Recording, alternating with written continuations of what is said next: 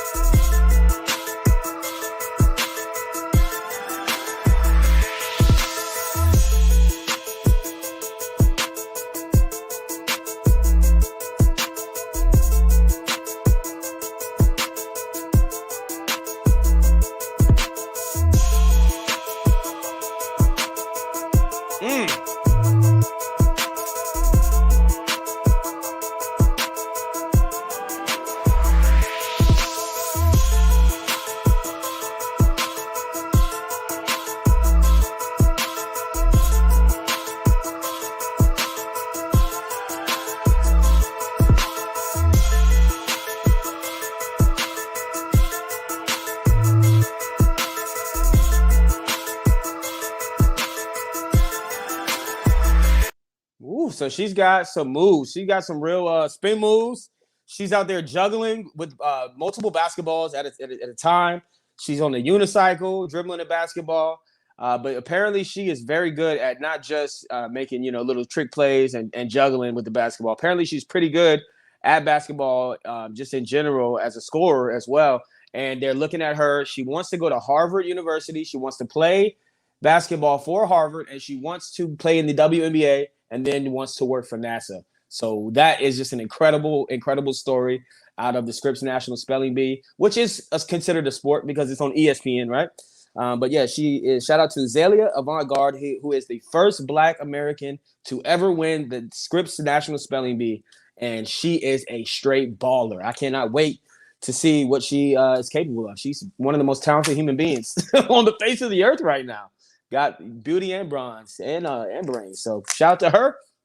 And The Olympics now, Tokyo 2020 Olympics, which is happening in 2021 because of the pandemic. We are all aware of that. Now, the Tokyo Olympics will be held without spectators in the stands. Now, we heard originally that there was going to be just only Japanese citizens were going to be allowed to watch the Tokyo 2021 or 2020 Olympics. That's in 2021. And that no international citizens would be allowed to come, no international spectators.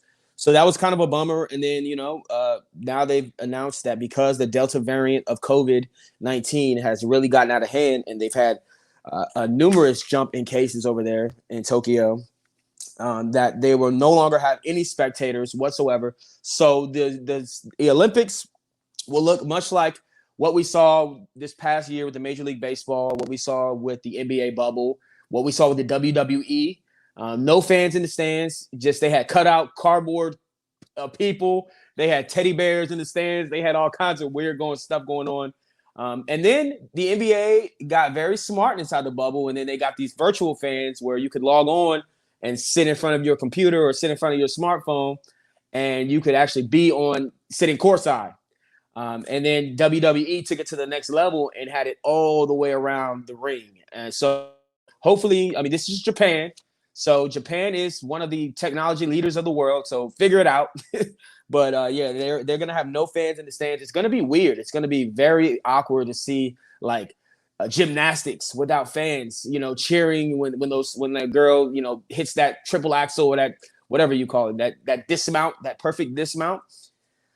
So, yeah, it's just going to be one of those weird things where the Olympics is quickly losing ratings. No Sha'Carri Richardsons because of weed, and now you got no fans in the stands. So it'll be interesting to see what those ratings look like. Good luck, NBC. And then also we move on to a very serious story regarding one of my Dodgers, Trevor Bauer. Now, Trevor Bauer has been he's been accused of sexual assault. This is a very serious case. So we want to handle this with delicate tongue. But this is Trevor Bauer has been he's been accused of sexual assault involving a woman. He had 2 sexual encounters with this woman. Supposedly he punched her, choked her until she was unconscious, scratched her in the face, punched her in the vagina, did a whole lot of crazy stuff. And now he's saying that it was completely consensual. I don't know what kind of consensual sex involves punching of the vagina and stuff like that. Some people are into weird stuff, but he says it was consensual. But she said that it started off consensual and then it gradually became violent and non-consensual. So it's just going to be one of those weird things where we're going to have to watch how it plays out. But the Dodgers have placed him on an administrative leave, like he's a police officer or something. He's on an administrative leave, and he's on a 7-day leave. They've extended it yesterday to another 7 days. They have removed all of his merchandise from the Dodgers stadium, from the websites. He has been unfollowed by most of his teammates. And you know that in today's social media era, when somebody unfollows you, those are fighting words. It's not really words, it's actions. But it's serious. Relationships are ended. People break up because you unfollowed somebody. Friendships are ended when you unfollow somebody on social media. Mookie Betts has unfollowed him. Albert Pujols, who is the new Dodger this season, has unfollowed him. Justin Turner, Chris Taylor. So these are some of the top players and the leaders in that clubhouse that have unfollowed him. So it'll be interesting to see if Trevor Bauer, who was a Cy Young Award winner last year and was supposed to be one of our best pitchers for the Dodgers this season, he is probably not going to be a Dodger moving forward. And it'll be interesting to see if he's even playing in the major leagues moving forward when this case is concluded. But he's being investigated by LAPD right now, being investigated by Major League Baseball. And this is very serious. If you've seen the pictures online, this woman looks battered and beat up. And I'm not sure what kind of fetishes Trevor Bauer is into, because he's saying that all of that was consensual. But I do not think that is how you turn a woman on. I'm just saying. And my question to her would be, why did it happen twice if it was supposed to be consensual? So there's a lot of questions that need to be answered in that case, but we just hope the best for the victim, and we hope that Trevor Bauer gets the help that he needs. Now, moving on to another athlete with some legal issues. James Harden of the Brooklyn Nets he's been spotted a lot this week in France because it's Fashion Week over in France. He's been spotted out with Kanye West and rapper Lil Baby. Okay, but he was briefly detained. He was pulled over in a vehicle that he was riding in France, in Paris, with Lil Baby, and police said that the car smelled like marijuana, and that they were pulled out. And James Harden was briefly detained by the French police. Lil Baby was arrested along with 2 other people for possession of 20 grams of marijuana. And James Harden did escape from being being arrested in Paris, but now everybody knows that James Harden likes to smoke the ganja. My question is, why is James Harden hanging out with Lil Baby? He needs to be hanging out with Lil Kyrie and his teammates, and needs to be in the gym working on getting that body back in shape, because he showed up out of shape and he was fat this season, and that is probably why his hamstring blew out, because his hamstring's not used to carrying around that much weight. But yeah, James Harden has been briefly detained in France and during Fashion Week, and he is now not arrested, but he probably had to go and shell out some money to bail out Lil Baby, who he's been spotted around with a lot lately. He was at his birthday party at a strip club. It's just, come on, James, we stop hanging out with rappers. All right, now it is a time to move on to a new segment that we have added. It is called the Meme of the Day. All right, so we're doing memes of the day. So if you have any sports memes, please send them to my social media. I'm at Barry Long 2. It's 2 eyes after my name, Barry Long II on Facebook. I'm also on Instagram as Barry Long _2, the number 2, and I'm on Twitter at Radio Barry Long. This is Go Long Live with Barry Long 2, and we're live on CoachellaValley.com. We're live on todayscalifornia.com, CoachellaValley.tv. Thank you to Coachella Valley for the platform. Thank you to everybody who is watching live. Feel free to comment, and we'll pop them up on the screen, and I can comment to you live. But now it is time for the meme of the day. Now, this meme comes to us from NBA Online, and it was, when you did nothing for the group project but still get an A+.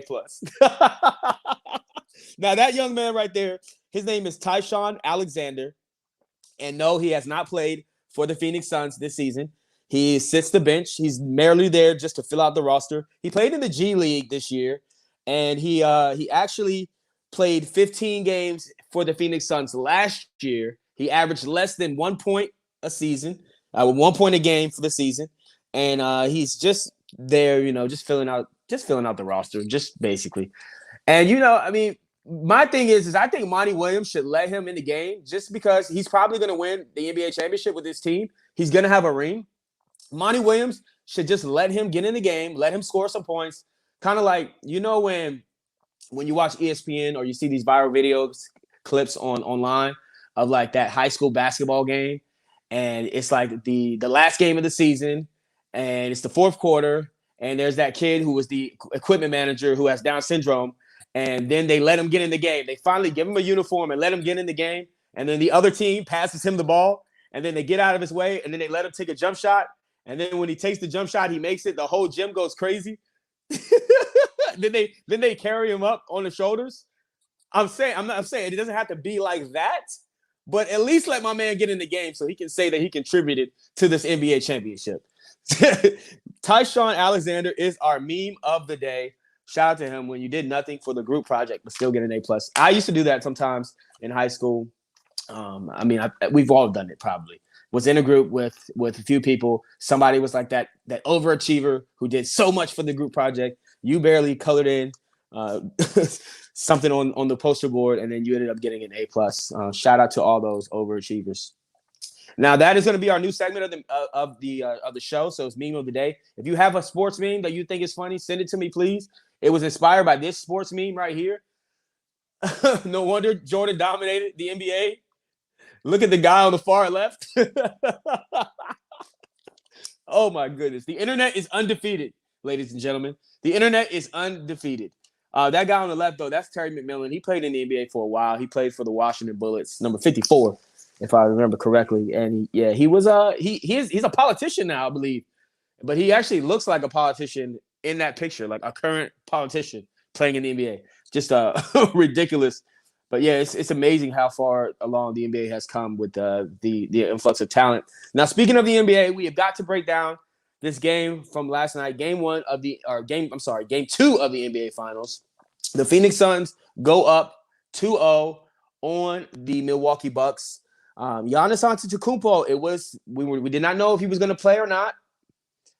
We weren't sure if he was going to be effective. He played in game one. He was effective in game one. He said coming out of game one that he felt good, that he felt comfortable, that he felt healthy, and that he was going to be in tip-top shape. Well, we did not know that he was going to play 40 minutes and he was going to drop 42 points and 12 rebounds. Giannis Antetokounmpo looked fantastic last night. And it felt like for much of that game, it was the Phoenix Suns versus the Milwaukee Giannis Antetokounmpos because he had no help from anybody else. I mean, this guy literally came back from a hyperextension of his knee. And he was interviewed before the game, and he said that when he actually injured his knee, he felt like he was probably going to be out for an entire year. And my man is literally, they call him a Greek freak. My man is literally an athletic freak. He came back in a week. He missed 2 games, okay, with a hyperextension knee. So it was pretty intense that he came back, but we did not expect him to play as well as he did. 42 points, 4 assists, and 12 rebounds. He did not have any help from his number 2 and number 3 guys, who we mentioned before. He's got to have help from these 2 guys, Jrue Holiday and Chris Middleton. Jrue Holiday and Chris Middleton, Middleton had 11 points, 8 assists, but he was just missing shot after shot. Jrue Holiday was not as aggressive as he was in Game 5 and Game 6 of the Eastern Conference Finals. He had 17 points and 7 assists, but he wasn't locked in for most of the game. They needed him to step up defensively on Devin Booker and on Chris Paul, which he tried to, but there's not really much you can do when those 2 guys are firing on all cylinders. They are just exploiting the bigs with that pick and roll. What Chris Paul is doing is basically getting DeAndre Ayton to come out here on the pick, and then they switch over. And then now you've got a big Brook Lopez on Chris Paul, and Chris Paul is just way faster than Brook Lopez. He's going to get to the cup, or he's going to fake like he's going to the cup. He's going to step back. He's going to hit that mid-range. So we've seen Brook Lopez get exposed in this series. And he's been good for the Milwaukee Bucks, but he has been getting exposed. That is the reason why he only played 28 minutes last night. And he was frustrated because his playing time is down. But what they've been doing, Coach Budenholzer has had to go with playing Giannis at the 5 and eliminating their center out of the equation because Chris Paul and Devin Booker are so effective with that pick and roll. And it was just a beautiful thing to watch yesterday as far as how they were able to run their sets, how they're able to just run plays, how they're able to get to their spots, just what the patience that they showed on the offensive side when they're passing the ball. The Phoenix Suns played all 82 games this season, one of the only teams in the NBA to play all 82 games together.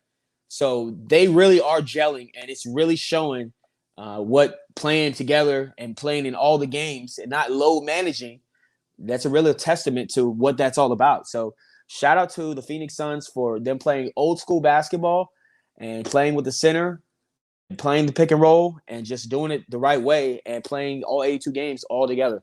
Now, the Milwaukee Bucks are going to have to see contributions from Jrue Holiday and Chris Middleton. They play well at home. And the NBA Finals, the home team, the team that's the top seed has 4 home games, and the team that's the lower seed has 3 home games. It is designed for each team to win at home. In order for you to win and steal a series as the lower seed, you have got to win a game on the road. And what we have not seen is Chris Middleton and Jrue Holiday consistently play well on the road. They are going to have to, at least for one game, take over the game. Chris Middleton is capable of taking over games, but we have not seen it on the road. And Phoenix did what they were supposed to do. They took care of the home court. They won the first 2 games at home. Now Milwaukee, it's up to them to go win those next 2 games at home. But what they're going to have to do is those 2 guys are going to have to step up on the road, and they're going to have to steal a game in Phoenix. And it is hard to steal a game in Phoenix with that loud crowd. Brook Lopez is going to have to try to get quicker. I mean, we might not see Brook Lopez very much more in this series moving forward because he simply is not athletic enough to keep up with Chris Paul and Devin Booker. We may see more of Bobby Portis Jr., and we remember in Game 5 and Game 6, he was a big factor of the Eastern Conference Finals. The Bucks were cheering his name. The fans were, Bobby, Bobby. In Game 6, we may need to see him. He only had 5 minutes. He only played 5 minutes and scored 2 points last night. We may need to see more of him playing alongside of Giannis instead of in replace of Giannis. And yes, this is the guy that they affectionately call Crazy Eyes. We might need to see those crazy eyes. But yeah, we are going to need to see more from the role players in order for the Milwaukee Bucks to even this series up. Now, I'm not going to go and jump on the bandwagon and say I think the Suns in 4, although I hope that the Suns do win it in 4 for that guy, for the Suns in 4 guy, so that he's up there on the podium with them, and it just further extends his 15 minutes of fame. I do hope that, but what I honestly believe is that the Suns will probably take this in 6 games. But man, you've got to be impressed with what you've seen from this guy Devin Booker and Chris Paul. They are just phenomenal this entire run, this entire playoffs. Booker was special last night. 31 points, 6 assists. My man has been playing with a broken nose that Patrick Beverley with the dreads that aren't locked gave him. He got hit across the nose again last night and still stayed in the game. But he has just been playing out of his mind as far as his accuracy from the field, his ability to get to his spots, his ability to distribute for other teammates. He has just really played up to that contract that max contract that he signed. And Chris Paul has been phenomenal. Now, Chris Paul didn't make all his shots last night, but it seemed like he was just in the right spots at the right time last night. Every time the ball was almost going out of bounds, Chris Paul is there to save it, and then somebody's wide open for a three-pointer, and he hits him. 23 points, 8 assists. Chris Paul, I'm not sure which one of these guys is going to be the NBA MVP for the finals if they do win, because it's going to be a toss-up, much like last year with LeBron James and AD. A lot of people thought Anthony Davis should have been the MVP. They gave it to LeBron James, probably thinking, hey, LeBron James doesn't have any years left. Anthony Davis has many more years to be NBA Finals MVP, even though AD probably deserved it stat-wise. So it's going to be a toss-up between these two. But these two have been playing out of their minds, and it is just a beautiful thing to watch. Devin Booker, who was already established in Phoenix and who's got the big contract. He's got the multiple cars. You saw him driving up in that old school car for Game 1. He's already established in this league, but the way that he has been taken under Chris Paul's wing, and he has just looked up to him and has just responded to his leadership is just incredible. Very humble guy. Now, you also saw the role players like Cam Payne and Cam Johnson have good games, but Mikal Bridges, it's time that we stop calling him a role player. Mikal Bridges with his braces. This guy, a grown-ass man with braces. Somebody get this man an endorsement deal with Invisalign, please. But yeah, he's not a role player. He scored 27 points last night, 7 rebounds.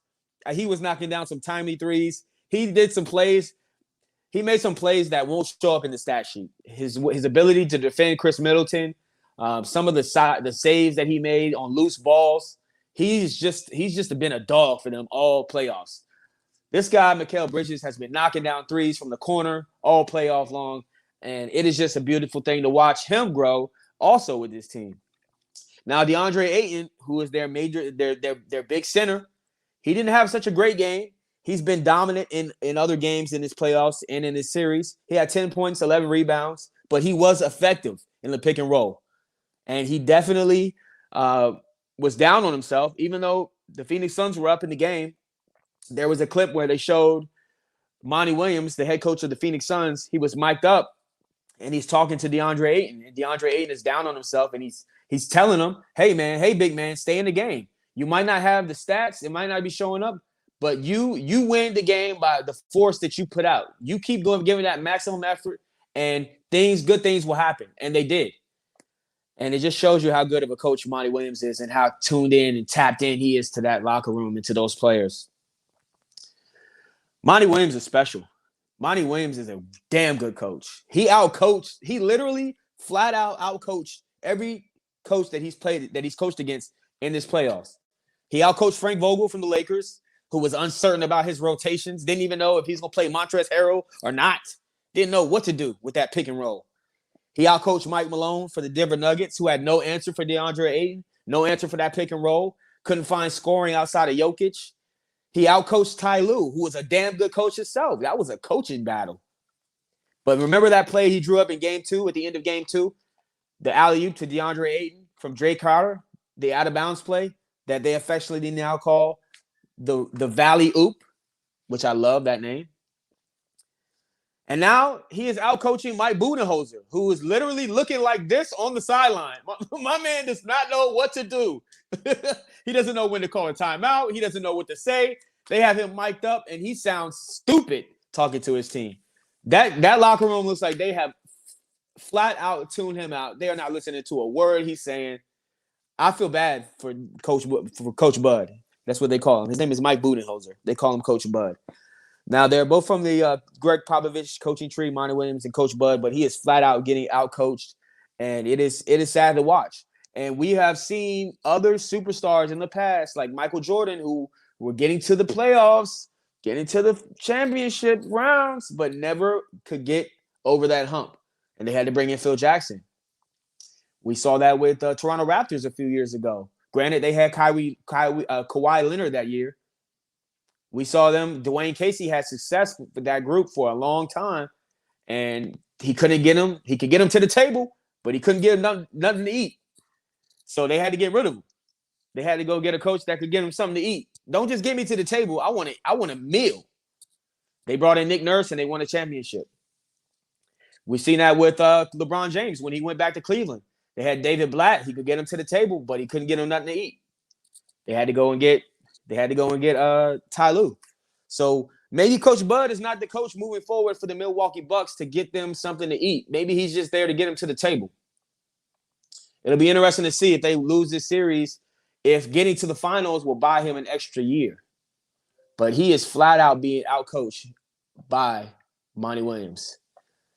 And you know what? Not only does the Suns have good coaching, they have damn good executive in James Jones. James Jones is special. Now, many of you may recognize him because he played 14 seasons in the NBA. He played a lot of them with LeBron James. He played 7 straight seasons with LeBron James, 4 in Miami, and then the 3 that LeBron had in his second stint in Cleveland. He went to 7 straight NBA finals. So he knows what it takes to build a team around a superstar. He watched it with LeBron James. You gotta surround it with shooters. You got to have defenders, distributors, guys that can protect the rim. So he came to Phoenix. He already had Devin Booker. He dismantled the rest of the roster. He went out and drafted DeAndre Ayton. He drafted Mikal Bridges with his braces. He drafted Cam Johnson. Well, Cam Johnson was drafted by the Timberwolves. He immediately traded for Cam Johnson and Dario Saric, who tore his ACL. We wish the best for him. And he brought in journeymen like Cam Payne, Torrey Craig. He brought in an enforcer in Jay Crowder, strength on that team, a defender. He enticed Chris Paul to want to come to Phoenix. They were the worst team in the league in 2019. They were a lottery team last year. And this year they're 1 or 2 games away from being NBA champions. James Jones, the NBA executive of the year, is a damn good executive, and he's doing a damn good job. And it is a beautiful thing to watch a former player transition into an executive role so seamlessly. And especially when you have a terrible owner in Robert Sarver, who has a bad reputation with the league. This guy he's cheap. I mean, cheaper than cheap. The NBA Phoenix Suns fans lost faith in him. He also told them that he might move the team to Seattle. He might move the team to Las Vegas. He asked the taxpayers of Phoenix to help the stadium, $150 million. I mean, this guy has been widely regarded as one of the worst owners in the NBA outside of James Dolan in New York. But what the Phoenix Suns have been able to do, James Jones as the executive, Monty Williams as the head coach, Chris Paul as the leader, Devin Booker and DeAndre Ayton as the young stars and Mikal Bridges as the up-and-coming star. And the rest of those role players is just phenomenal. Game 3 will be Sunday at 5 o'clock Pacific time. We will talk about it on Monday's episode. We'll also get into some baseball and some football. And we have a special guest. We're gonna have Cody Krupp, former sports anchor from KESQ ABC out here. He will be joining us either Wednesday or Friday's episode. But thank you to everybody who's tuned in. Thank you for everybody who is liking and sharing the page. Thank you to CoachellaValley.com and Craig Campbell. Thank you to Today's California. And remember, just stay focused, stay inspired, stay motivated, and you are capable of anything. Goodbye.